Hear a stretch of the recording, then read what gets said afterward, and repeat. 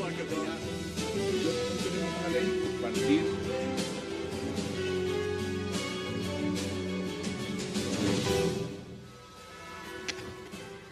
Bienvenidos a 360 grados, una visión global de la noticia, un espacio para debatir sobre todo lo que sucede en Colombia y en el mundo. Veíamos apartes y además de lo que significa el proceso de la guerra sectaria en el Líbano.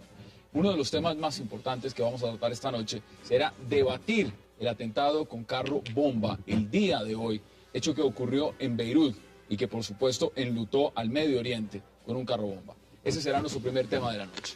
Dejó 8 heridos y más de 8 muertos y más de 80 heridos. Algunas voces dicen que fue ordenado por Bashar al-Assad. Un sector habitado por cristianos maronitas fue el escogido por terroristas para asesinar al jefe de la inteligencia de la policía libanesa, Wissam al-Hassan, quien lideró la investigación que implicó a Siria y a Hezbollah en el asesinato del ex primer ministro Rafik Hariri. ¿Qué buscará Assad con este acto de terror en el Líbano? Lo debatiremos acá esta noche. Y luego, nuestro segundo tema será el segundo debate entre los candidatos a la presidencia de los Estados Unidos, Barack Obama y Mitt Romney, que dicen fue ganado esta vez por el demócrata.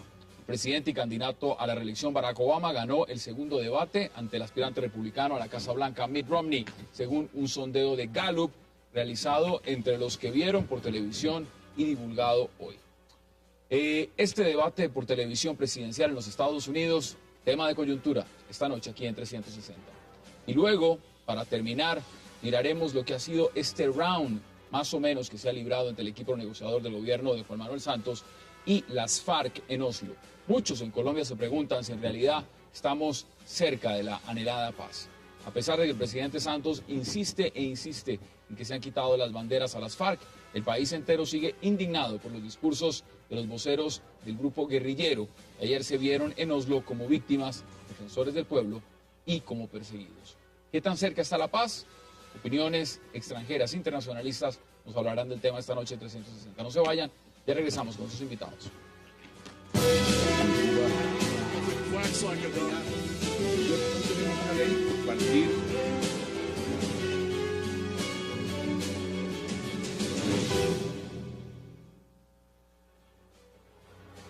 Para debatir esta noche le doy la bienvenida a Miguel Benito, a Kevin Holland y a Javier Loaiza, y por supuesto también a Richard Emlin. Caballeros, bienvenidos y qué placer que nos acompañen esta noche. Gracias. Bueno, vámonos al tema, la violencia sectaria en el Líbano. Miguel, ¿cómo ve usted lo que está pasando en Líbano? Un atentado terrorista, carro bomba en Beirut.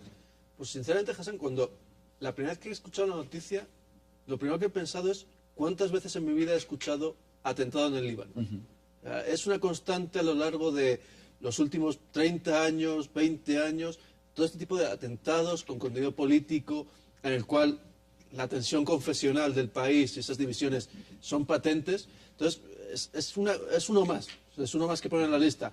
También he pensado evidentemente en la situación de Siria. Ha sido uno de los primeros eventos que me ha venido a la cabeza pensar, y en este avispero al que actualmente es todo Oriente Medio, con las actuales revueltas, tensiones y rivalidades. Ahí estamos viendo las imágenes, y realmente son imágenes impresionantes, porque esto que estamos viendo no es nuevo. No es nuevo, como lo dice Miguel. Esto tiene unas repercusiones también que han pasado, que han estado en el pasado. El tema de Rafik Hariri fue muy importante en su momento y pues evidentemente pone una coyuntura muy importante en lo que significa todo Medio Oriente, Siria y demás. Ahora, veámoslo también en coyuntura, una coyuntura importante. Kevin, ¿cómo percibe usted este atentado terrorista en Beirut? Bueno, primero lamentamos obviamente lo que pasó, es un acto evidentemente terrorista y bueno, cuando sucedió me parece que todas las voces, tanto de oposición que el gobierno de Líbano no se atrevió a decir quién fue el actor principal. A señalarlo con el dedo directamente, sí, responsabilidades. pero primero no, y después salió Saad Hariri, que es el hijo del primer ministro, quien fue asesinado en 2005, a decir que sí era Siria. Y yo creo que la evidencia sugiere que muy probablemente era Siria por unas cosas, unas razones por las cuales explico. Siria, obviamente, sabemos todos que está viviendo una guerra civil y Assad quiere enfocar la comunidad internacional en otro tema. Entonces, atacar al Líbano es una cosa muy fácil.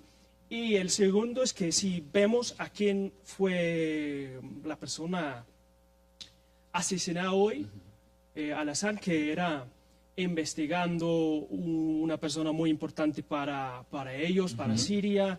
Bueno, es un hombre que está adelantando investigaciones importantes y es un hombre también que dentro del marco de lo que significa el proceso de la investigación de la muerte del ex primer ministro Rafik Hariri, pues marca un tema de coyuntura.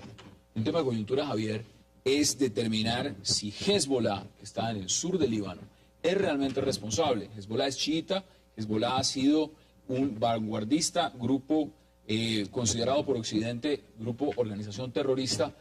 En Líbano es una organización considerada organismo de resistencia, pero es una organización que es sindicada directamente de haber asesinado a Rafik Hariri. Y en esa medida no tiene nada de distinto que la persona a quien se dirigió este atentado, que murió el día de hoy, tenga implicaciones directas con la alianza entre Hezbollah y Siria. ¿Es prematuro decir que esto es Siria? ¿Que está detrás de Siria? ¿O todos los indicios, como lo estamos diciendo, indican que esto viene desde Siria? Bueno, como en todos los casos de crímenes terroristas o crímenes directos, una de las preguntas y cuando no aparece evidente, de manera expresa, un autor, pues una de las preguntas fundamentales que se hacen.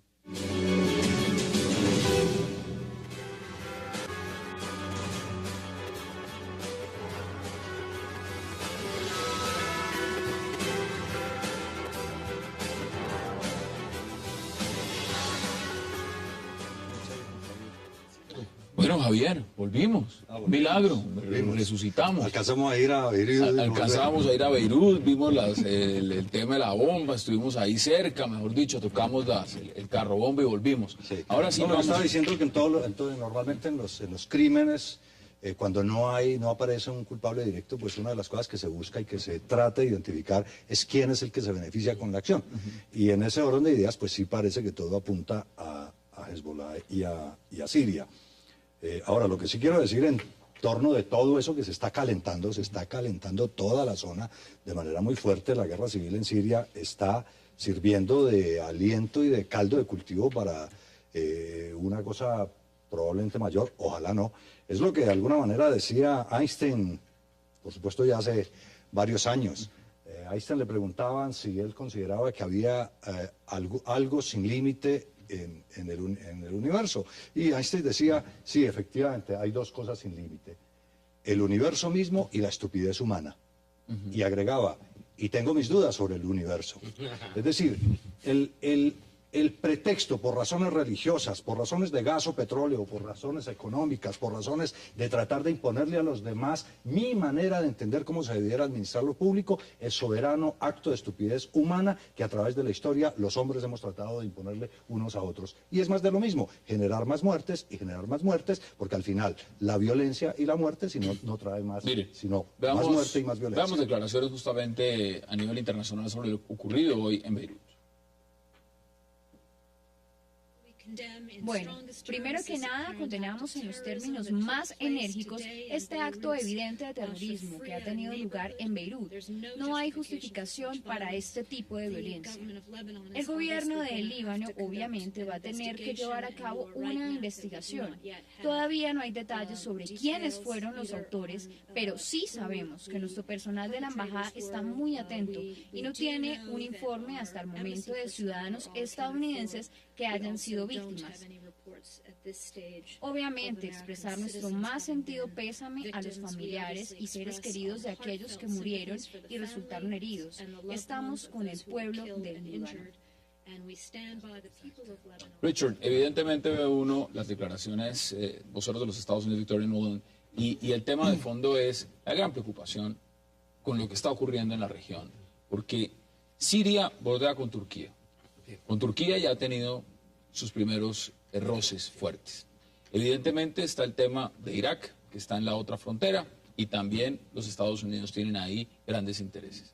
Ahora, frontera con Líbano, y estamos viendo esas implicaciones donde ya se está diciendo claramente, esto indica que es Siria.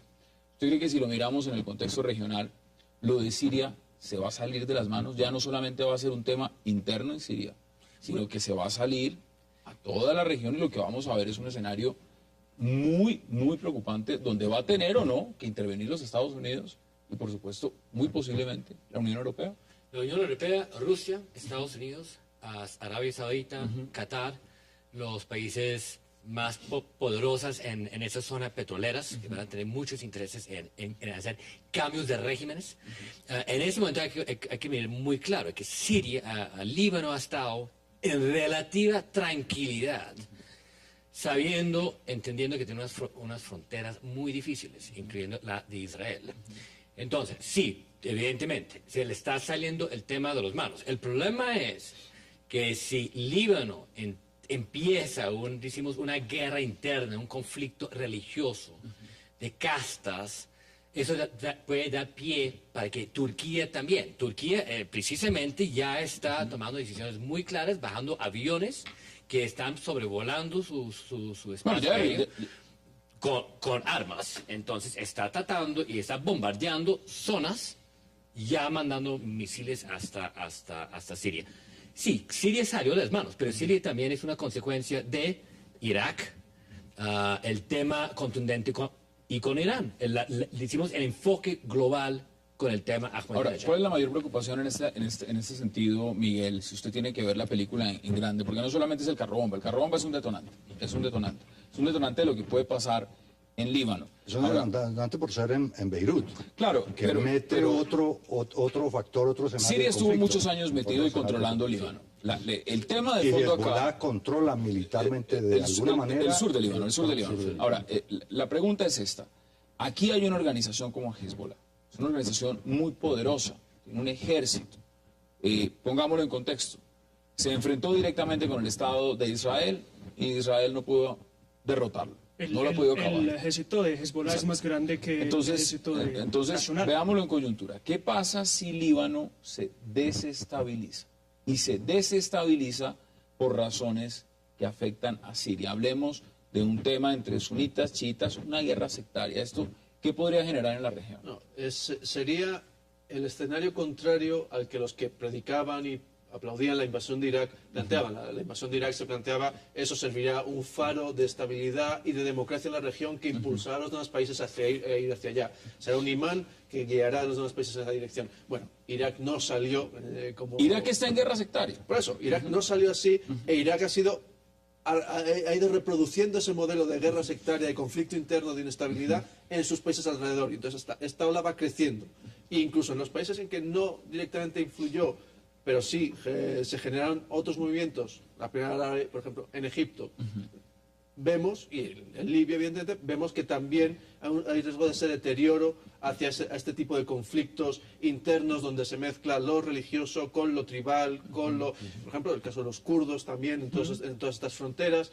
Hay muchos elementos, además se mezclan elementos de geopolítica entre Turquía, Siria, Irán, Israel, Estados Unidos. Ese yo creo que es un punto interesante. Si todo esto no es un juego macabro, precisamente para fortalecer unas posturas anti-Israel. Sí, totalmente. Yo también creo que es la pregunta clave, fuerte ahí. Y ahí entonces entra Irán y entra todo el paquete, por decirlo así. Sí, es que todo el mundo tiene las manos metidas en la región. Y nos faltaría ver cómo el tema de Armenia, el tema de... ¿El pueblo armenio? El pueblo armenio dentro de Turquía pueden hasta reaccionar y utilizar este tipo de conflicto interno para generar conflicto interno en Turquía.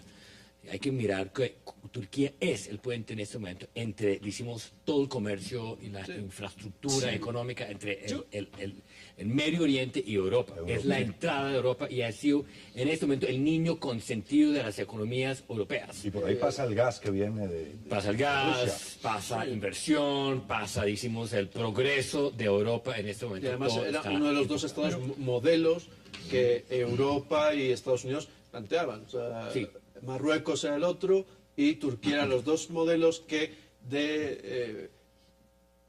estados en transición, o en el caso de Turquía, claramente una democracia, funcionales, pero que en donde lo religioso no era un elemento fundamental a la hora de definir lo político, y sin embargo vemos que eso cada vez está más en cuestión. Miren, Pero adelante, Kevin. sí, retornando al caso del Líbano, me parece que estuvimos discutiendo si es Hezbollah, o Hezbollah obviamente salió a decir que era asqueroso el atentado y todo eso, pero tenemos que pensar que Hezbollah tiene dos aliados, Irán y Siria.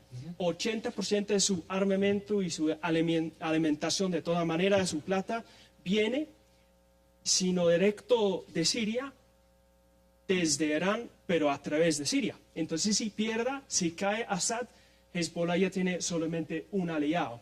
Y eso podría generar un cambio en la política interna del Líbano. Por ejemplo, el marzo 14, que es la oposición, podría pensar que ahora sí es el momento de sacar a Hezbollah del poder. Bueno, Hezbollah no se va a sacar, a Hezbollah no lo van a sacar. El tema real es qué puede pasar en la coyuntura de Assad en el poder. Es decir, Assad está en el poder, no lo han bajado, no ha caído, no lo han derrocado y sigue firme. Sí. En esa medida, lo que Y podemos... Ahmadinejad también. Bueno, más que Ahmadinejad, del régimen de Irán. El régimen iraní sigue vigente, los ayatolás siguen en el poder. Ahora, entonces, si lo miramos en esa coyuntura, ¿qué significa? Significa que lo que vamos a ver es una ampliación del conflicto, o saliendo Assad se puede calmar el tema sectario, o por el contrario, al haber una inestabilidad con la caída de Assad en Siria, lo que puede pasar es que termine esto convertido en Irak. Y ese es el peor escenario. Yo lo que creo es que hay un cóctel muy complicado de manejar, que es gas, petróleo, por un lado, y por el otro lado, los fundamentalismos religiosos. Y el terrorismo es simplemente un medio y un modo de cómo expandir el control tanto del fanatismo religioso fortalecido con el tema económico del gas y el petróleo. Y yo sí creo que en cualquiera de los dos escenarios yo veo que la situación se va a complicar. Si cae Assad en Siria, creo que esto degenera peor. E igual si se queda va a seguir en un statu quo donde va a intentar mantener situaciones desestabilizadoras en toda la región, porque es la manera de sostenerse. De modo que por ambos caminos yo veo la situación bien complicada en el inmediato plazo. Conclusiones, creo que esto se expande, se complica, esto es todo una forma de los extremistas de la región en consolidar una posición tanto de terror, tanto de política, que apoya Irán, o decimos la postura de Irán con la comunidad internacional. Israel tiene que estar jugando un papel muy prudente en este momento. Están rodeados de conflicto. Y el tema Bueno, empezando ellos también tienen su conflicto. Sí, y esto definitivamente el Líbano puede afectar la franja de Gaza. Conclusiones en 30 segundos. Hace tiempo que venimos diciendo, estamos ante el peor escenario, en el caso de Siria, y cada vez el escenario va siendo peor. Y seguimos en la misma situación. No hay capacidad de presionar al régimen de Bashar al-Assad para que llegue a un acuerdo, algún tipo de solución interna pacífica, evidentemente, no una solución interna que Assad está buscando, sino llegar a algún tipo de acuerdo interno de convivencia, que sería lo ideal, y a partir de ahí generar algún tipo de transición. Y eso está afectando a toda la región y expandiéndose cada vez más. Y recordemos, Turquía está a las puertas de Europa. Conclusiones. 20 segundos, porque se comieron 10. Bueno, gracias. 10 y 10. Preocupamos que sea igual como 2005. Entonces, vamos a ver cómo reaccione tanto la oposición como el gobierno, y es en sus manos. Si ellos quieren calentar la cosa y se van calentando, si tenemos preocupaciones que se podría suceder otra vez un 2005. Señores, vamos a la pausa. Democracias petroleras. Vamos a la pausa y regresamos en minutos para entrar a debatir lo que fue el segundo debate, el segundo enfrentamiento entre Barack Obama y Mitt Romney. No se vayan, ya regresamos.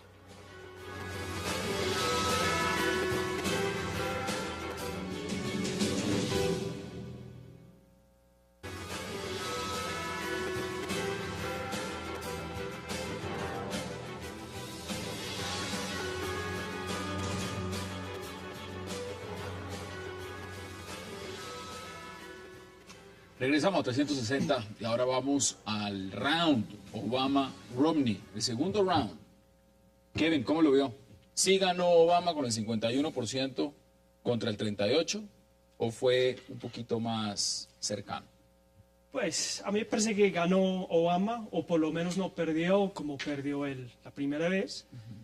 Era suficiente para parar lo que los estadounidenses llaman el Big Mo, que es el momentum o el ímpetu, como decimos en español. No sé, las encuestas están diciendo que ha pasado, obviamente, si ganó Obama en el debate. Las encuestas están tan apretadas que no podemos decir si ha ganado de manera suficiente para parar el crecimiento de voto para Romney. Sí, yo diría que hay dos cosas, que Romney evidentemente es un mejor candidato que pensábamos. Yo, pues después de las primarias, todos estuvimos diciendo que Romney no va a salir bien, no tenía la conexión con la gente, pero ya se ha vuelto humanizándose a través de la convención republicana, y hasta en estos debates a mí me parece que era hasta más cálido que Obama, hablaba más directo con la gente. Él es un hombre de centro, igual dentro de su partido no es un hombre tirado a las tendencias, ¿no? No creo que sea un hombre del centro, pero dentro del Partido Republicano sí, pero me refiero más a la conexión que tiene con la gente. Ahora se ve más que ¿Cómo antes. vieron ustedes ese debate? ¿Están de acuerdo con Kevin? En parte. Creo que el debate muestra de que pues, tenía que mejorar su performance con la primera debate, indiscutiblemente. Pero no lo vi una ganancia de Obama contundente. No veo para nada que la campaña está sacando adelante o aprovechando estos momentos. Obama se nota todavía, estaba mucho más argumentativo, estaba mucho más combativo, tenía que ser su manejo, obviamente, de la temática internacional, el tema de inmigración, el tema de la economía, obviamente contundente, pero no es una victoria. No siento que con estos dos debates sabemos falta uno, que, ¿no? Sí, falta uno de lunes, que esto está ya cantado y asegurado. Al contrario, yo sigo insistiendo de que la noche del 6 de noviembre pueden presentarse una gran sorpresa en Estados Unidos. Esta sorpresa va a tener una sorpresa republicana, dice usted. Pues obviamente, si el cambio es en este momento es un cambio hacia Mire, veamos declaraciones de ambos candidatos. Lo que el gobernador Romney dijo simplemente no es verdad. Quería llevarlos a la quiebra sin proporcionarles ninguna manera de seguir abiertos. Y habríamos perdido 1 millón de puestos de trabajo. No tome mi palabra para ello.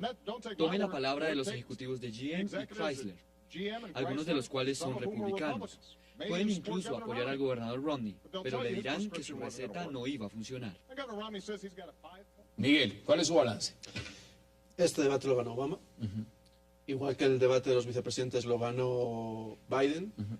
Pero a pesar de haber ganado los demócratas y haber cortado un poco ese momento beneficioso a los republicanos, creo que los republicanos han conseguido cosas en estos debates. Y han conseguido situar algunos mensajes importantes y salir mucho mejor librados de lo que podíamos esperar al principio. Ryan salió bastante fortalecido en el tema de cómo había manejado sus formas, dado que en teoría él venía como siendo identificado como el extremista, el radical. La presentación que hizo en el debate fue mucho más moderada que la que hizo el vicepresidente Biden, que con sus sonrisas y sus gestos acabó pareciendo exageradamente condescendiente y en algunos casos desagradablemente violento. Y en este segundo debate, Romney-Obama, a pesar de haber perdido Romney ha conseguido colocar mensajes muy importantes y sobre todo apropiarse de algunos temas de la campaña. El tema de la economía se lo ha quedado ya. O sea, el tema de la economía está andando muy por encima. Podríamos decir, el tema más importante. Ese es el tema clave, porque además en las encuestas post-debate, evidentemente uno le puede preguntar quién ha ganado, y evidentemente podremos decir ha ganado Obama en este caso. Eso no significa necesariamente que uno vaya a votar por Obama. Y esa es la situación. O sea, al haber colocado bien Romney sus mensajes, permite todavía tener espacio para Javier, luchar. ¿cuál es su análisis? Los procesos electorales a nivel presidencial normalmente se definen entre dos tendencias. La gente define si quiere más de lo mismo o quiere algo distinto. Y más de lo mismo o algo distinto generalmente se centra en un tema. Y el tema es economía, y yo creo que en economía, como decía Miguel, Romney se ha logrado posicionar muy fuerte. La gente quiere a Obama, le gustan sus maneras, y ganó el debate, pero no creo que fuera suficiente para detener el impulso que ha ganado Romney en ese aspecto de la economía. Sí, hay un tema en lo que dice Javier, que es que Obama gusta, pero hubo unas preguntas, yo creo que hubo dos preguntas clave en este segundo debate. Una fue la que una persona del público le hizo a Obama diciendo, ¿por qué le tengo que dar a usted un segundo mandato? Obama no supo responder bien esa pregunta. No tenía plan. No consiguió presentar realmente, lo único que pudo decir fue más de lo mismo. Pero no pudo presentar algo especialmente atractivo ni posicionarse muy duramente. Además que le era muy difícil. Si él presenta algo nuevo, algo distinto, le van a decir, ¿y por qué no lo hizo en estos 4 años? Y eso es en gran parte lo que él quería hacer en su segundo término, que fue el Obamacare, el tema el cambio de la reforma de la salud. Lo hizo en su primer término y no le fue bien en general con la opinión pública. Entonces, él no tiene mucho más que ofrecer. Tiene con Mitt Romney, obviamente, una visión muy clara sobre las mismas alianzas que van a tener con el Medio Oriente, precisamente con Israel. Ahí no cambia. Pero lo estoy viendo complicado. Yo quiero volver al tema de economía, porque me da sorpresa que ganó tanto Romney. Yo estaba viendo el debate y era evidentemente que Romney hablaba mucho mejor de la economía, pero no podía distanciarse de Bush. Cuando les preguntaba, entonces, ¿cómo se define diferente ¿Cómo se diferencia de George Bush? A Bush? Y si no puede diferenciarse de George Bush, ¿cómo puede...? Pero la gente no asocia a George Bush como un gestor en materia económica, sino como un promotor del tema de la guerra contra el terrorismo. Pues yo, que les dio la confianza. La gente en sus decisiones es básica y es elemental. Sí. Estos razonamientos los hacemos nosotros porque miramos una cosa y miramos otra. Ahora, si hay unos factores que hay que tomar en cuenta y son las particularidades en los estados críticos, donde no se ha definido, donde Obama parece tener todavía una fuerza importante con las mujeres y una fuerza importante con los latinos. Y aún incluso si Romney ganara, siguiera aumentando proporcionalmente la opinión favorable a un porcentaje alto, en los estados que ya tenía asegurados, puede perder con los estados que no tienen asegurados y no gana la presidencia. Javier, yo quiero, qué pena discutir con usted, al contrario, pero en el tema de economía, yo no creo que la gente sea tan bobo de olvidar que cuando salió de poder George Bush, la economía de los Estados Unidos era fracasado y estuvimos en el crisis. Pero yo no creo que la gente compre a Bush por la crisis económica. No, pero al contrario, la crisis económica de alguna forma es una reacción ante un declive internacional, ante un tema, hicimos, de un mal manejo regulatorio de Wall Street y de grandes bancos. Pero en general, ¿qué tal el déficit del Estado? Pero el déficit no es la que ha llevado Estados Unidos en este momento a una crisis de hecho, la respuesta de Romney fue dos personas que se llaman Freddie Mac y Fannie Mae, que era el tema hipotecario, que eran unas firmas que sacaban junk, decimos que manejaban el tema de hipotecario. Hay declaraciones, veamos declaraciones de Mitt Romney también. Ahí vimos las de Obama. Las políticas del presidente que han sido ejercidas en los últimos 4 años no han hecho que los estadounidenses vuelvan a trabajar. Tenemos menos personas que trabajan hoy en día de lo que teníamos cuando el presidente asumió el cargo. Si la tasa de desempleo fue del 7.8% cuando asumió el cargo, sé que es el mismo 7.8% que tenemos actualmente. En el tema de economía, pero sí fue muy sutilmente, no consiguiendo diferenciarse del todo de George Bush, Romney lo intentó. Y lo intentó precisamente diciendo, llevando al tema de economía la diferencia y llevándolo al tema de George Bush apoyaba a las grandes empresas, yo apoyo a la clase media. Ahí intentó colocar su mensaje. Es decir, ¿Por qué vino el fracaso? Porque Wall Street no estaba regulado, por cualquier cosa. Pero las grandes empresas, ahí fue donde Bush se centró y ese fue el fracaso. Yo me voy a centrar en la clase media, en generar trabajo. Pero no fue una respuesta muy contundente y eso le permitió a Obama devolverle la pelota y poner a Romney en un problema. Cuando Obama le responde, George Bush por lo menos sí tenía un plan para inmigración, George Bush sí tenía... Al final lo que hizo fue situar a George Bush como un moderado y a Romney como un extremista. Entonces ahí fue un intento sutil para ambos. Quedan 2 minutos antes de hacer nuestra primera pausa, Javier. Aprovecho un minuto para darle también... Al final creo que el tema que se ha posicionado, el tema que está en la mente de los norteamericanos es el bolsillo, es la economía. Como dirían en la campaña de Clinton, la segunda es la economía de estúpido. Y en ese tema se ha posicionado Romney como más competente para gestionarlo que Obama. Eso no hay discusión. Eso está en todas las encuestas, aparece así. Y Obama no se ha podido defender de eso. Bueno, recuerden el tema de fondo, ¿no? Quien gana los debates no quiere decir que gane la presidencia. Vamos a hacer una pausa y ya regresamos aquí en 360 para seguir debatiendo lo que significa este segundo round entre el presidente Barack Obama y Mitt Romney. Eso vaya, ya regresamos.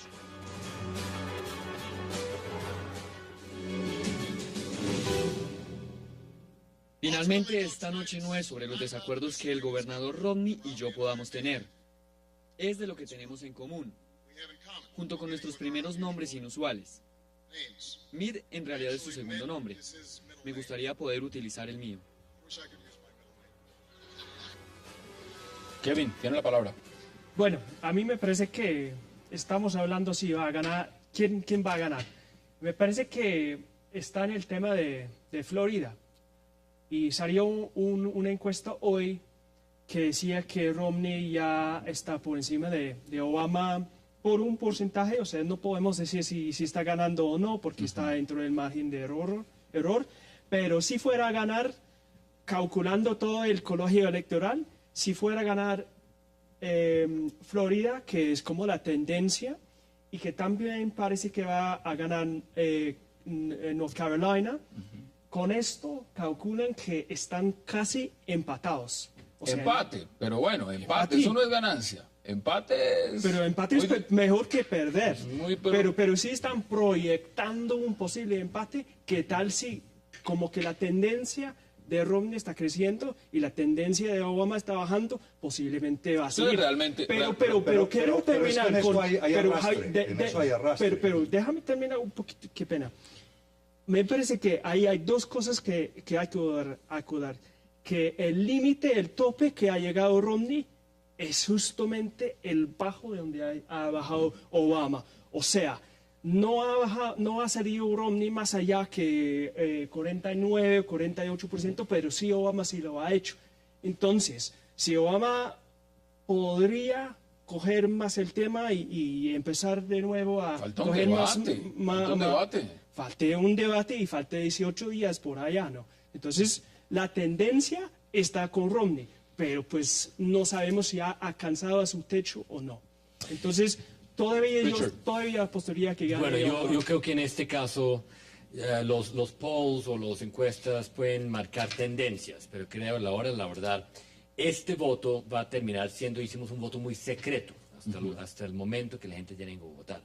¿Por qué? Porque este también ha sido un tema racial, un tema de color de piel, un tema de demográfica. La parte hicimos, ese segundo debate fue en Nueva York, el estado de Nueva York.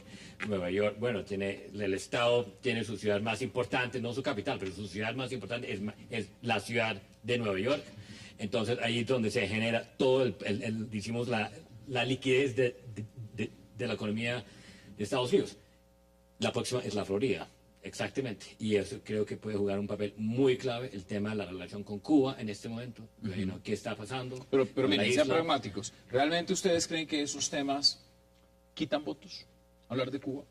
Temas de fondo. Reforma migratoria. Los hispanos que pueden votar o no, independientemente que los tenga Obama, la reforma no se va a dar porque la reforma es bipartidista. La reforma no la hace un partido político. No la hacen los demócratas solos, no la hacen los republicanos solos. Son reformas que se necesitan que las propongan los dos partidos. Independientemente de que llegue Romney o llegue Obama, ese tema está cancelado. por lo menos en la primera legislatura. Porque el tema de lo que se van a tener que dedicar es a hacer economía y es a crear empleo. Eso es lo que van a tener que... No importa cuál de los dos gane.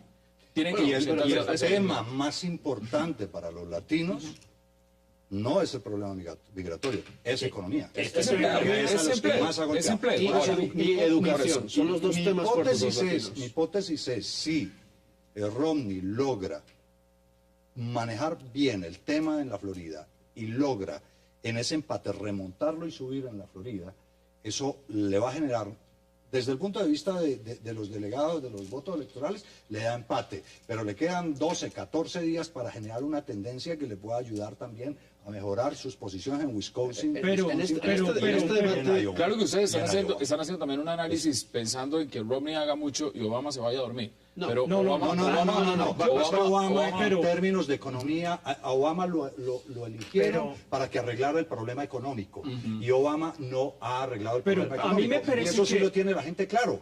Sí, pero aún así, el punto desde el que venía, o sea, ese punto en el que trabajó mucho, sobre todo Biden en su debate, de dónde estábamos y hacia dónde vamos, o sea, no hemos conseguido quizá una gran solución.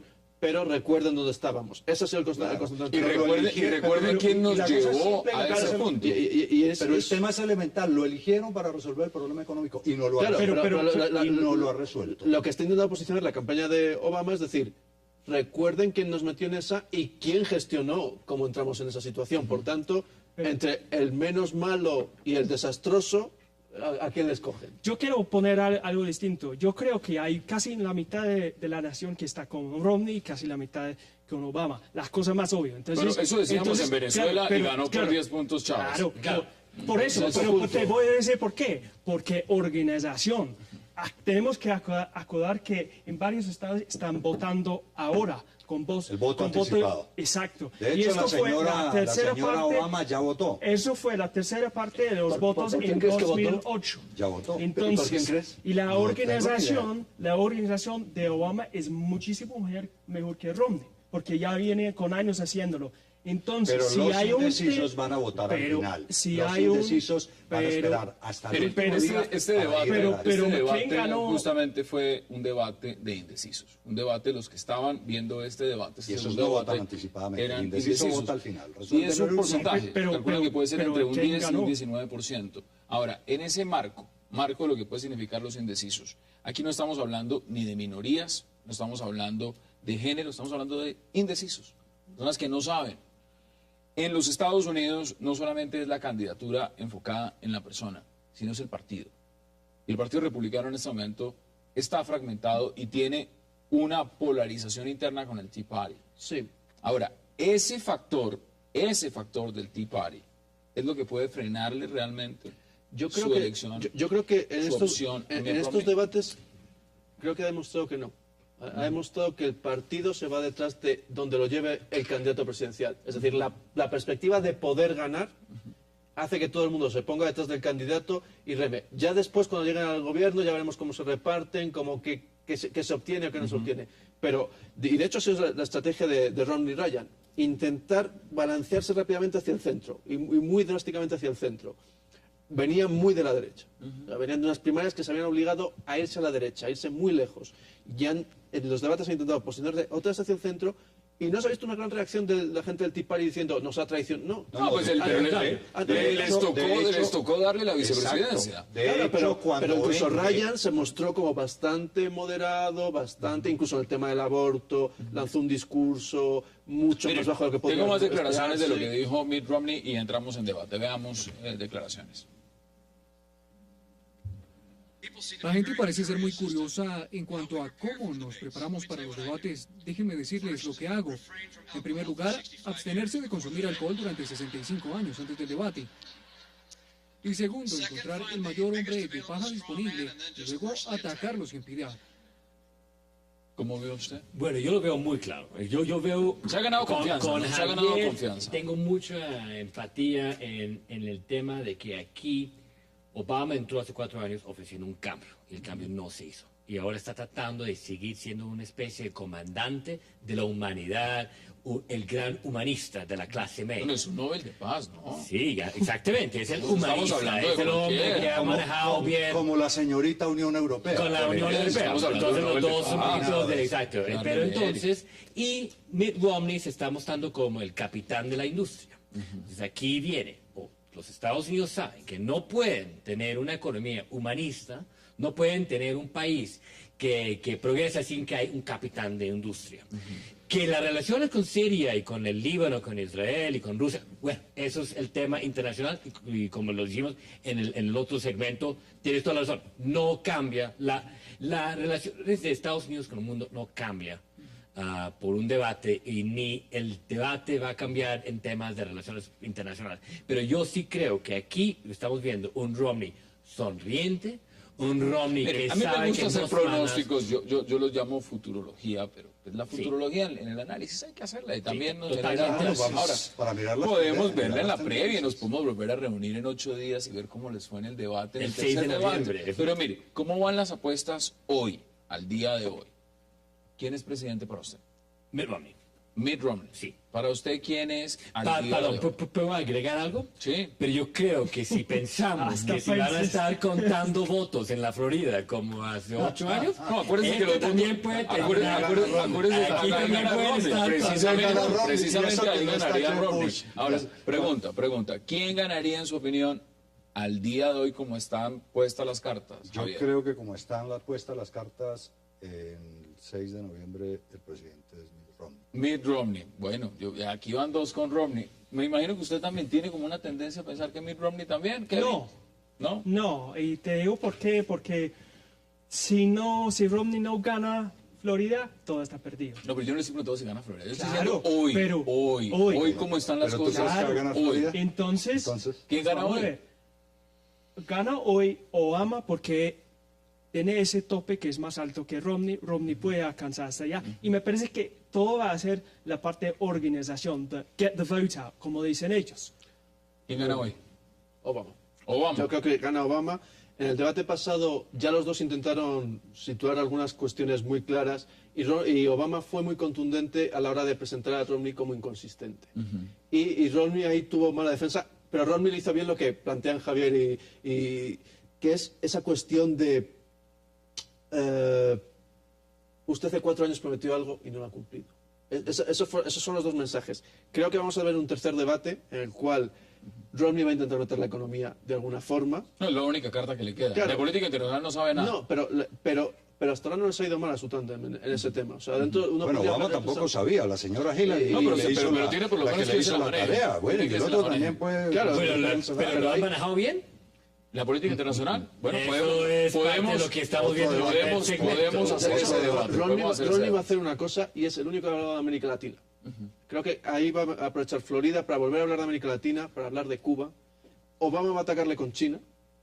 Ya le dijo el otro día, usted no es la persona idónea para decir que nos vamos a poner duros con China. El tema de los impuestos. El tema de los impuestos, pero eso va a ser más difícil de meter en este debate, en el debate de política exterior. Creo Pero, que señores, temas como el trabajo sí van a entrar. Aquí nos podríamos quedar otro rato hablando. Pero tenemos que hacer una pausa y vamos a ir a otro tema. A ti te toca desempatar. Esa es la No, broma yo aquí, tengo hombre. mi candidato, pero se los digo en otra oportunidad. En privado les digo mi No candidato. vale a decir el que ganó. Y si no cambiamos de roles y yo les doy el mío.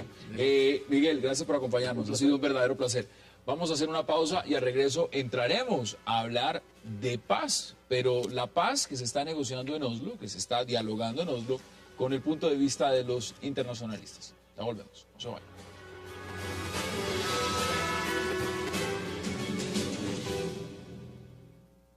En esta lucha por la paz, ustedes han contemplado que en alguno de esos procesos, que en este proceso, perdón, se dé el tema de que puedan pagar cárcel en algún momento después de que firmen el proceso de paz. Fue tan claro, Iván, pero de todas maneras vamos a repetirte. Nosotros somos luchadores populares, revolucionarios. Nosotros no estamos cometiendo crímenes contra el pueblo. Por eso nosotros respetamos mucho a los delegados del gobierno, pero respetarlos no quiere decir que no podamos entrar a debatir sus puntos de vista equivocados. Por ejemplo, la interpretación que hace de la calle sobre las víctimas. Entonces resulta que es la guerrilla la victimaria. ¿Y dónde me dejan los 18.000 desaparecidos que pesan sobre los hombros del narcopresidente Uribe Vélez? Los nombres, sí, pero es que los hechos en Colombia no están en la abstracción. Los cometen personas concretas.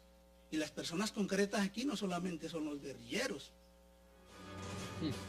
Regresamos a 360 grados, tema de la paz, y le doy la bienvenida a la mesa a Ángela Berge. Ángela, ¿cómo ve usted el proceso, el diálogo? Y ahí veíamos también una posición de las FARC, el discurso, el tono, los gestos, diciendo las víctimas, prácticamente ellos son las víctimas. ¿Cómo analiza usted el proceso?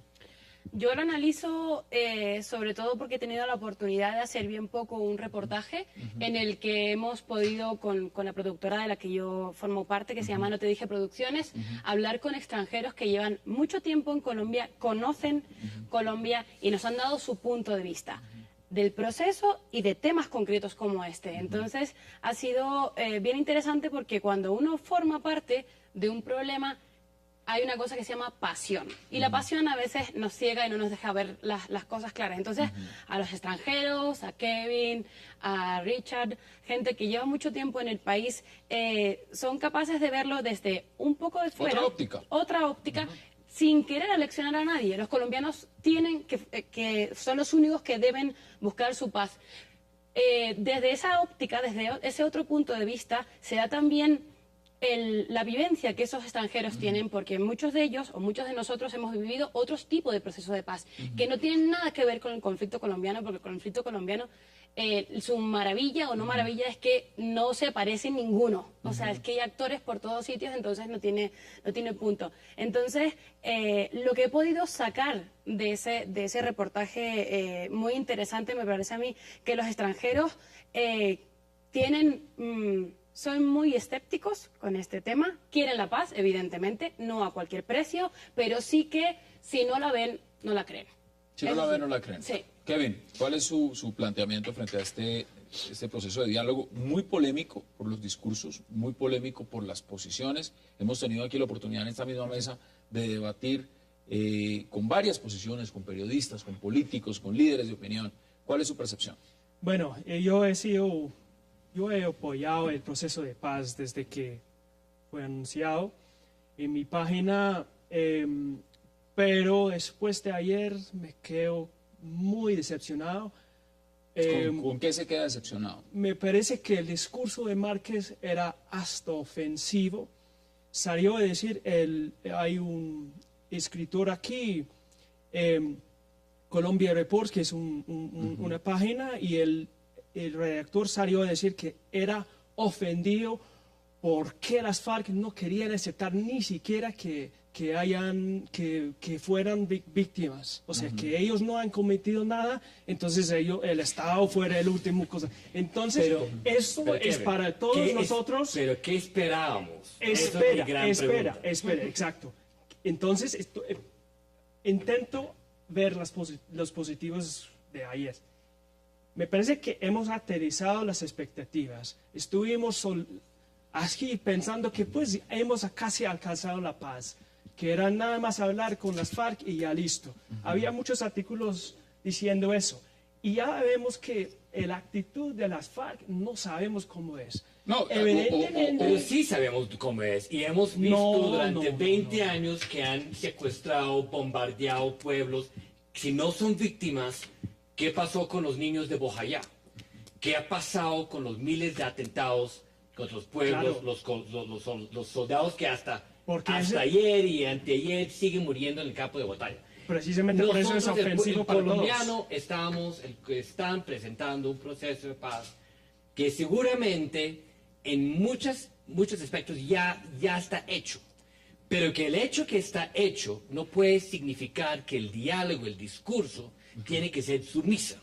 Al contrario, esto es la primera vez en 10 años desde el Jaguar que tenemos el señor Santrich, el señor comandante Márquez, todos sentados en una mesa y tienen la vitrina de decir lo que les da la gana. Y en muchas cosas, sí, que la gente se puede sentir ofendido. Bueno, entonces cambia canal. No, pero ni en el Caguán tuvieron la vitrina que han tenido. Exactamente, estoy de acuerdo. Esto fue en eso fue increíble. Yo Timochenko, gocé cada minuto. A ver, Te quiero decir, yo no soy extranjero, soy colombiano. Nací, vivo, he sido criado y he estado viendo todo esto en este país. Y tú dices que los extranjeros lo creen si lo ven. Yo ni lo veo ni lo creo. Ni una cosa ni la Ni lo otra. veo ni lo creo. Es que tú no puedes partir. O sea, cuando tú vas a negociar, cuando tú vas a hacer, tú tienes que partir de construir verdades y construir confianza. Pero esto no puede ser un globo para que todo el mundo eche todas las mentiras que se le ocurren. Entonces, ¿dónde están los niños metidos a la fuerza, a la guerrilla? ¿Dónde están las minas quiebrapatas? ¿Dónde están los secuestros? Entonces son todos autosecuestrados en este país. ¿Dónde están todos los asesinados concejales y alcaldes por tiros de gracia? ¿Dónde están los actos de terrorismo y voladuras de pueblos, de municipios? Pero el Y problema es que- entonces resulta que ahora tenemos los que soldados siguen secuestrados, y entonces resulta que ahora son unos santos, también son No, santos, pero ¿no? yo creo que el problema es, que no tienen al nada. Es hablar de la ridículo. paz, la gente habla de la paz y habla muy fácil porque es una palabra preciosa, Claro. pero no sabe lo que Es un cuesta. proceso, Entonces, eso, en claro. ningún proceso, no lo vimos en el IRA, no lo vamos a ver con ETA, no lo vamos a ver en todos sitios, se sientan y dicen, señores, nosotros hemos cometido todo esto. Que sea parte de ese proceso de paz, sí que lo veo necesario. Esa es la necesidad de verdad. Pero a lo largo del proceso. Pero creo Pero que, como dice solamente Reina, escuchamos yo sigo planteando, pero es yo que sigo no vamos a planteando esperar un otra tema. cosa. Sí, sí. O sea, No, no vamos a esto- esperar Mira, otra cosa tú porque estás al principio hablando- hablaron pone- de que usted no pone tienen una palabra, secuestros y usted que no usted pone son una parte de palabra. la Por eso, Usted es pone el tema, ridículo. usted pone el tema verdad. La verdad empieza por tener una postura clara frente a lo que se va a reconocer y lo que no. Cuando se niega el secuestro, cuando se presenta como víctima y no como victimario, cuando se fijan responsabilidades en la otra parte y no en la propia. Si se empieza sin verdad, ¿puede haber verdad después? El gobierno no se lo ha pedido, entonces. Ese es el problema, a lo mejor. Un elemento O sea, fundamental el en problema es cualquier que el proceso de gobierno no se lo negociación ha es la pedido. construcción de A lo confianza mejor- entre las partes. A lo mejor el gobierno piensa que ese sacrificio es necesario. No sé si estoy de acuerdo o no estoy de acuerdo, ¿vale? Pero creo a lo mejor que ese sacrificio, y lo como decía Kevin, ese momento de estar ofendido, pero ya lo estábamos cuando hablaban de que no tenían secuestrados y que no eran narcotraficantes. O sea, ya partíamos de eso. O sea, a mí, Iván Márquez, recordemos que él habla para sus seguidores, Claro. ¿entiendes? Él tiene esa pantalla para... Él No, tiene que hacer evidentemente, y ver nadie que a la nadie gente- puede pretender que lleguen con la misma posición en una mesa de negociaciones. Mire, veamos qué más dijo, por ejemplo, en este caso, Iván Márquez. Venimos a esta Noruega septentrional a buscar la paz con justicia social para Colombia por medio del diálogo, donde el soberano, que es el pueblo, tendrá que ser el protagonista principal. En él reposa la fuerza irresistible de la paz. Esta no depende de un acuerdo entre voceros de las partes contendientes. Quien debe trazar la ruta de la solución política es el pueblo. Bueno, tiene la palabra. Bueno, a mí me parece que eso es el problema, es una guerra mediática. Y eso es el problema precisamente por Sí, pero eso. la paz no se hace en los micrófonos. No, pero lo que pasa es que una cosa es que tiene esa actitud frente a la cámara y obviamente yo puedo imaginar Márquez durante años escribiendo notas de ese discurso bajo su techo de carpa. Mire la imagen de pero- Iván Márquez que muchos lo han puesto en contexto. Mírelo en este momento como está. Y varios analistas lo estaban diciendo. Ese hombre no tiene la más mínima pinta, aspecto de haber estado combatiendo en la selva hace muchísimos años. Mira, es que tenía mucha plata, entonces pues un traje... Si uno lo de- pone en perspectiva, y si es real los rumores de que ya hay un acuerdo hecho por debajo de la mesa o no, y esto puede ser un circo, un montaje, o realmente aquí se está negociando algo. El gran tema de fondo es que la región, el país y los colombianos quieren la paz. No. O lo que perdóname, no perdóname, quieren a la es gente le han una preguntado, paz- a la gente paz le han justa, preguntado si quiere ¿o no? paz y el 75% de la gente quiere paz. Yo quiero paz, todo el mundo quiere paz. ¿Quién puede decir no quiere paz? Precisamente. El tema es que eso hay que ponerlo en términos concretos. ¿Qué es lo que la gente dice cuando está diciendo quiere paz? La gente no quiere más secuestros, no quiere más tiros de gracia, no quiere más asesinatos. no quieren más voladuras de pueblo. Javier, pero es eso, ahí es no, eso en Javier, concreto lo que la gente pero es que no ahí quiere. no hay Y secuestradores.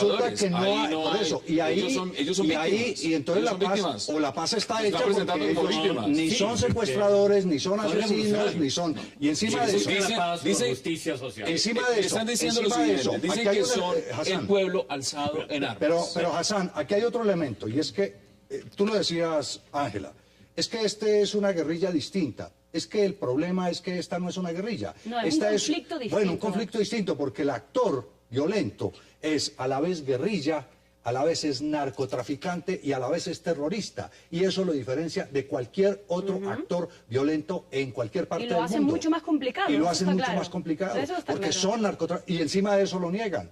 Entonces, pretender que la gente, que el 75% o no sé cuánto porcentaje de los colombianos dice que quiere la paz, yo lo que creo es que a la gente lo que tiene que preguntarle, usted, con paz o sin paz, con firma o sin firma, ¿usted quiere que dejen de secuestrar, que dejen de asesinar, que dejen de volar A mí me pueblos? parece que Es eso lo que la Bueno, gente- yo es sí eso lo que quiero la mis gente 2 quiere. minutos aquí también. Yo estoy muy de acuerdo contigo. Yo creo que nos han vendido, decimos, el jingle, el slogan de la paz durante 30, 40 años. Colombia nunca está en paz. ¿Sí? Ni firmándola tampoco ahorita ni no va a haber paz. Exactamente. Pero sí Ni ha puede estado en haber... paz, ni ha estado en guerra. Sí puede haber oportunidades, sí puede haber empleo, sí puede haber progreso. Lo que sí me pareció interesante ayer, la postura de las FARC, es también la posición de que decimos, nuestro modelo neoliberal, nuestro modelo económico colombiano no está en discusión. Pero eso lo dijo el gobierno. Claro, eso lo dijo el gobierno, pero eso ya dice de aquí no vamos a ir a ese mundo de Eduardo Galeano, de las venas abiertas de América Latina, un socialismo de los años 70. Menos mal. Por Iván Márquez, sí, pero ahí hay, esto muestra que también ellos tienen un following grandísimo con muchos que sí quieren este Claro, estilo de pero Colombia. por Tengo eso... que hacer una por pausa, eso- tengo que hacer una Ok. pausa. La última de esta noche, entramos en la recta final y por supuesto Kevin tiene la palabra al inicio. Hagamos esta breve pausa y ya regresamos.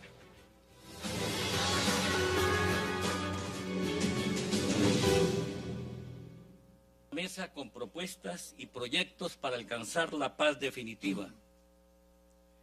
Una paz que implique una profunda desmilitarización del Estado y reformas socioeconómicas radicales que funden la democracia, la justicia y la libertad verdaderas. Kevin, lo prometido es deuda. Tiene usted la palabra. Gracias. Pues Richard estaba a punto de insinuar que lo que ellos estuvieron, el discurso era un discurso muy político. Javier en el primer segmento estaba hablando de imposición de un punto de vista a través de la violencia. Esto es lo que ha venido haciendo las FARC. Y ahora parece que ellos están intentando imponer su punto de vista izquierdista a todos nosotros a través de la negociación. Y de ninguna forma podemos aceptar eso. Tenemos que darles la oportunidad, como Richard estaba diciendo, que de pronto ellos han generado unos seguidores por el discurso. Dale el espacio de político que ellos van a tener, un partido político, y ellos pueden lanzar como candidatos con ese prospecto y tenemos todo el derecho de decir que yo no voy a votar por él. Usted de pronto, Sí, pero yo no. es una Pero- manera práctica de verlo, pero aquí entra también otros aspectos. Tema de justicia transicional, tema de acuerdos firmados con el Estatuto de Roma, Corte Penal Internacional, el tema fundamental de lo que son crímenes de lesa humanidad y un tema también que no se puede desconocer y lo puso Ángela en la mesa. Es verdad, es el tema de la verdad, porque al final de cuentas en un proceso de paz, si no hay verdad, pues no hay paz.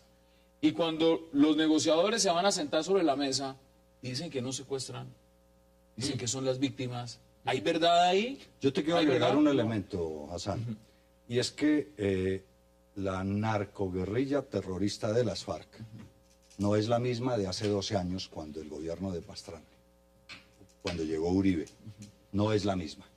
Tenía unidad de mando, tenía toda la capacidad, habían reclutado gente en el Caguán, habían arreglado sus problemas de comunicación y logística, era otra situación muy distinta de lo que es ahora. Ahora no tienen unidad, hay por lo menos 3 sectores, que es lo que no sabemos y tampoco nos han dicho si realmente están representados, pero por lo menos 3 sectores. Un sector que llaman dizque los intelectuales, que se supone que son los que están allá representados.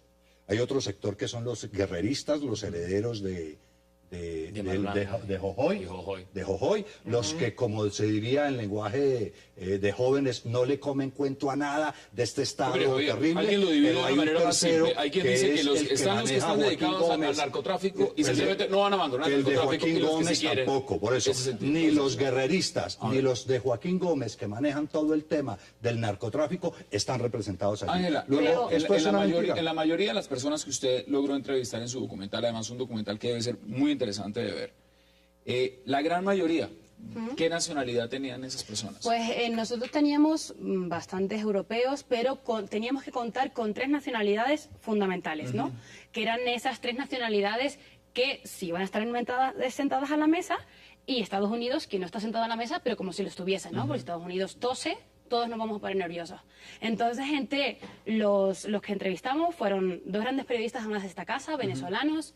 Fue un periodista chileno que nos hablaba de ese acompañamiento. Se lo pregunto porque me interesa conocer rápidamente la posición de los que ustedes entrevistaron latinoamericanos frente a la posición de los que ustedes entrevistaron europeos. ¿Hay diferencias? ¿Cómo ve el conflicto colombiano un europeo a cómo lo ve un latinoamericano el conflicto colombiano? Sí, sí hay diferencias. Tal vez en temas puntuales, ¿vale? En lo que es la consecución final, no. No, porque todo el mundo, como yo decía, es reticente. Es reticente, es decir, sí, nosotros queremos y apostamos por la mayoría, no todos, apostamos por este proceso de paz, pero deje ver cómo van a ir ¿Quién las es más cosas. propio entre los dos a creerle a las FARC? No, a creer en las FARC no, yo creo que ninguno, no. Lo que pasa es que los europeos tenemos un bagaje que es un IRA, que es un ETA, que no hay un proceso de paz. Ustedes ya vivieron 2 guerras mundiales y ya crearon la Unión Europea precisamente para evitar las guerras. Sí, pero bueno, también le acabamos de dar el premio, ¿no? Vamos a dejarlo, pero sobre todo solamente quería decir eso. O sea, el IRA cuando se sienta no va a decir en ningún momento he hecho esto y esto y esto, sino que somos libertadores. Los etarras cuando se sienten en su momento, ellos son los liberadores del País Vasco. Entonces, tenemos que tragar saliva y es horroroso. Yo lo entiendo, dos ejemplos muy interesantes. Vale la pena mencionarlos. Ninguno de los dos tiene como gasolina el narcotráfico. Ahora, cuando está el narcotráfico, cuando se es narcotraficante y cuando el narcotráfico es lo que está ahí, evidentemente hay analistas muy serios que están diciendo, mira, los que están sentados allá son guerrilleros. No son narcoterroristas. Pero no se puede desconocer que en las FARC hay narcotraficantes. Esos narcotraficantes que están dedicados al narcotráfico, no tienen ninguna ideología política. Yo sí creo que ¿esos narcotraficantes van a firmar la paz? No. Bueno, yo tengo una visión un poquito diferente. Es obvio que ellos benefician, se mueven, trafican, benefician, internacionalizan el conflicto con el narcotráfico. Pero hay muchos sectores de la sociedad civil colombiana y la economía colombiana que también se benefician del narcotráfico. Creo que es muy claro, es muy cierto. Es decir, desde La Guajira hasta Putumayo se mueve el narcotráfico. Pero con ellos en manos de los FARC, en manos de los paramilitares, en manos del BACRIM, en manos de los urbaneños, en manos de los grandes corporaciones. Bandas criminales. Todo el mundo. Entonces, es una economía que vive en gran parte Pero la pregunta es, ¿los narcotraficantes van a entrar en un proceso de paz? Que ya están en un proceso de paz. Es que nosotros tenemos que recordar que esto fue la segunda etapa. Y se cerró. Vamos a la tercera etapa. Se nos acabó el tiempo y me encantaría poderles dar la oportunidad de más, pero quedan para cada uno 15 segundos, Javier. Para ustedes eso es muy poquito. 15 segundos para sus conclusiones. Le voy a decir en una palabra. Esto no es un proceso de paz, es un acto de cinismo de esos y de los otros. 15 segundos, Kevin. Vamos a ver si ellos tienen, no vamos a ver si ellos tienen la actitud a la mesa igual que la actitud que tienen frente a las cámaras. Ojalá ellos se entren a la mesa con pensamientos claros y esperamos dedos cruzados, pero después de ayer tengo menos optimismo. Qué pena. 15 segundos, Ángel. Vale, yo sí creo que es un proceso de paz y no sé si se dará ahora o se dará más adelante el proceso de paz. Los procesos de paz cuestan. y cuestan mucho. Ángela, ¿quiere agregar algo? Sí. Yo creo que vamos a ver otra FARC en Habana en noviembre. Y esto era lo que se iba a esperar. Eso esperamos. Y esperamos y esto era. Señores, la mesa sigue abierta y el debate también. Ángela Berger, gracias por acompañarnos. Gracias a Kevin Howlett, gracias por acompañarnos. Javier Loaiza, igual manera, gracias por aceptar la invitación. Y Richard Emling, gracias por aceptar la invitación. Y a ustedes, gracias por acompañarnos. Nos vemos el lunes con una nueva emisión de 360 grados y por supuesto con un tema polémico, ya sea de la agenda nacional de Colombia o del mundo. Hasta una próxima oportunidad.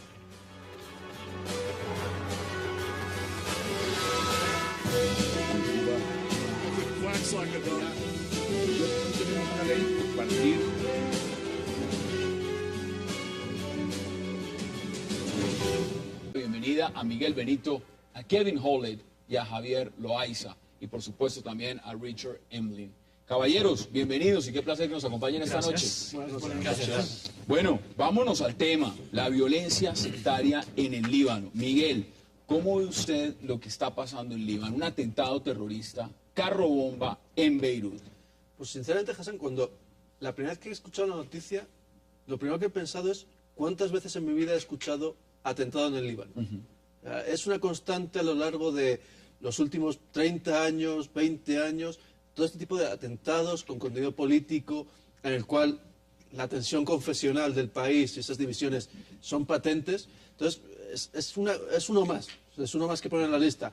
También he pensado, evidentemente, en la situación de Siria. Ha sido uno de los primeros elementos que me ha venido a la cabeza pensar, y en este avispero al que actualmente es todo Oriente Medio, con las actuales revueltas, tensiones y... Ahí estamos viendo las imágenes, realmente son imágenes impresionantes, porque esto que estamos viendo no es nuevo, como lo dice Miguel. Esto tiene unas repercusiones también que han pasado, que han estado en el pasado. El tema de Rafik Hariri fue muy importante en su momento, fue ganado esta vez por el demócrata. Presidente y candidato a la reelección Barack Obama ganó el segundo debate ante el aspirante republicano a la Casa Blanca Mitt Romney, según un sondeo de Gallup realizado entre los que vieron por televisión y divulgado hoy. Este debate por televisión presidencial en los Estados Unidos, tema de coyuntura, esta noche aquí en 360. Y luego, para terminar, miraremos lo que ha sido este round, más o menos, que se ha librado entre el equipo negociador del gobierno de Juan Manuel Santos y las FARC en Oslo. Muchos en Colombia se preguntan si en realidad estamos cerca de la anhelada paz. A pesar de que el presidente Santos insiste en que se han quitado las banderas a las FARC, el país entero sigue indignado por los discursos de los voceros del grupo guerrillero. Ayer se vieron en Oslo como víctimas, defensores del pueblo y como perseguidos. ¿Qué tan cerca está la paz? Opiniones extranjeras, internacionalistas nos hablarán del tema esta noche en 360. No se vayan, ya regresamos con sus invitados.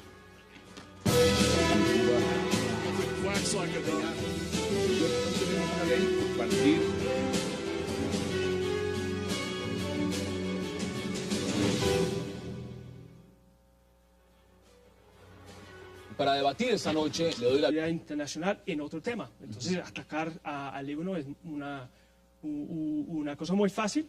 Y el segundo es que si vemos a quién fue la persona asesinada hoy, Al-Assad, que era investigando una persona muy importante para ellos, para Siria. Bueno, es un hombre que está adelantando investigaciones importantes y es un hombre también que dentro del marco de lo que significa el proceso de la investigación de la muerte del ex primer ministro Rafik Hariri, pues marca un tema de coyuntura. Un tema de coyuntura, Javier, es determinar si Hezbollah, que está en el sur del Líbano, es realmente responsable. Hezbollah es chiita, Hezbollah ha sido un vanguardista, grupo considerado por Occidente, grupo organización terrorista. En Líbano es una organización considerada organismo de resistencia, pero es una organización que es sindicada directamente de haber asesinado a Rafik Hariri. Y en esa medida no tiene nada de distinto que la persona a quien se dirigió este atentado, que murió el día de hoy, tenga implicaciones directas con la alianza entre Hezbollah y Siria.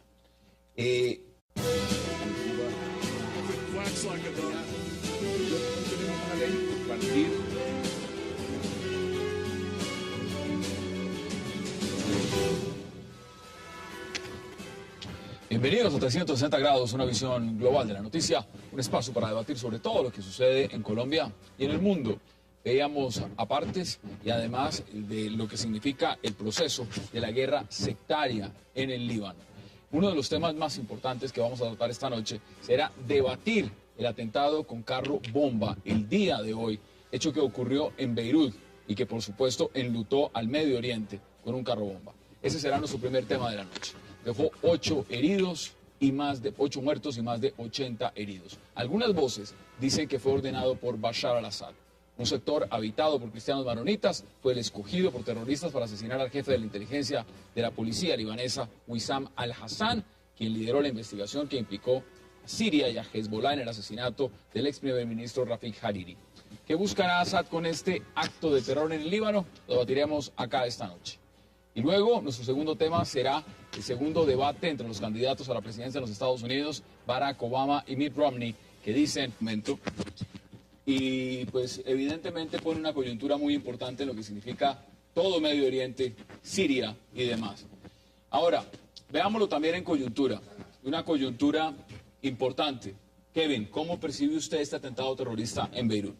Bueno, primero lamentamos obviamente lo que pasó, es un acto evidentemente terrorista y bueno, cuando sucedió me parece que todas las voces, tanto de oposición que el gobierno de Líbano no se atrevió a decir quién fue el actor principal. A señalarlo con el dedo directamente, sí, responsabilidades. Pero primero no, y después salió Saad Ari, que es el hijo del primer ministro, quien fue asesinado en 2005, a decir que sí era Siria.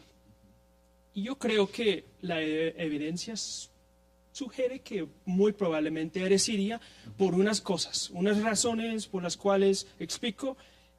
Siria obviamente sabemos todos que está viviendo una guerra civil y Assad quiere enfocar la comunidad